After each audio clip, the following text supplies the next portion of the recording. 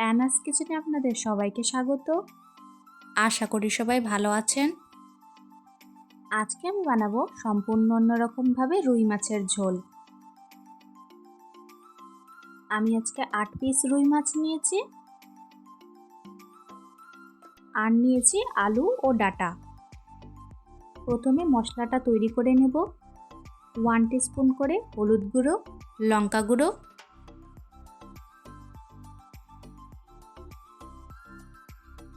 ধনে গুঁড়ো ও জিরে গুঁড়ো,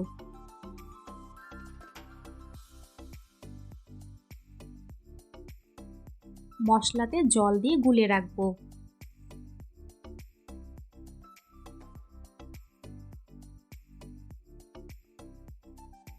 মাছগুলো ধুয়ে নিয়ে হলুদ গুঁড়ো,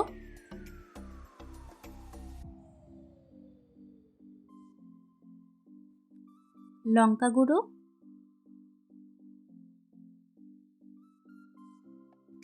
নুন ও 1 টেবিলস্পুন তেল দিয়ে ভালো করে মেখে নেব।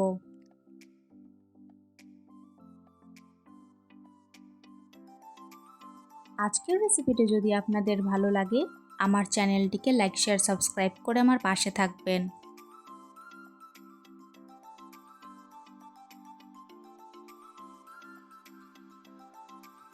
ভালো করে মেখে নিয়েছি। এখন 10 মিনিটের জন্য রেখে দেব। প্যানে পরিমাণ মতো তেল দিয়ে মাছগুলো ভেজে নেব।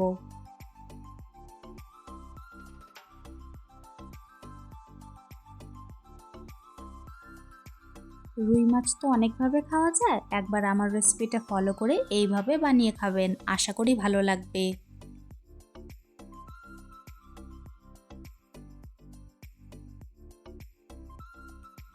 উল্টে পাল্টে দুটো সাইডই খুব ভালো করে ভেজে নেব।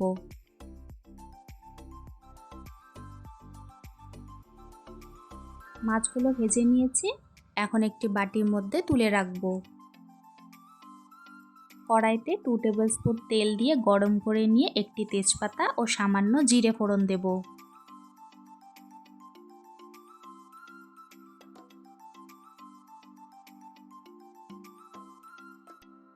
ফোড়নের থেকে গন্ধ বের হলে আলুগুলো ছেড়ে দেব।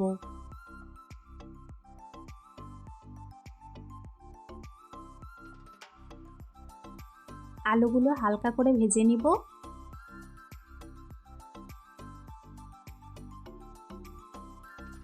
সামান্য নুন ও হলুদ গুঁড়ো দিয়ে দিব।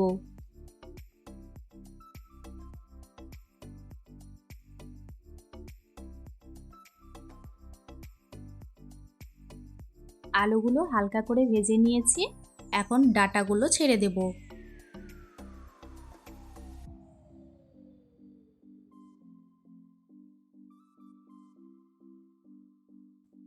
ডাঁটা দিয়ে রুই মাছের ঝোল কিন্তু দারুণ হয়।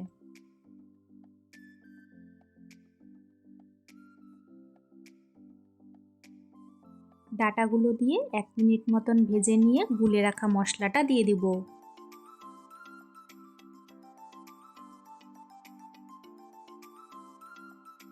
মশলা দিয়ে ভালো করে কষিয়ে নিব তেল ছাড়া অবধি।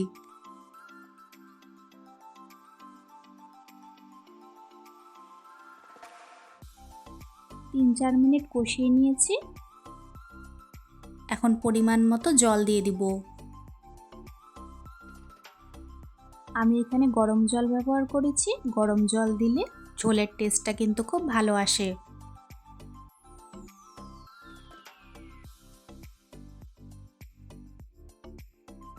ঝোল ফুটে আসলে কয়েকটি কাঁচা লঙ্কা দিয়ে দিব।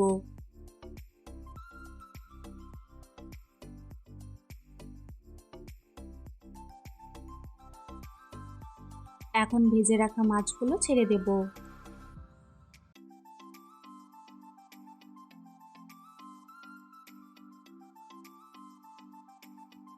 ভাজা মাছগুলো ছেড়ে দিয়ে 1-2 মিনিট মতন ফুটিয়ে নেব।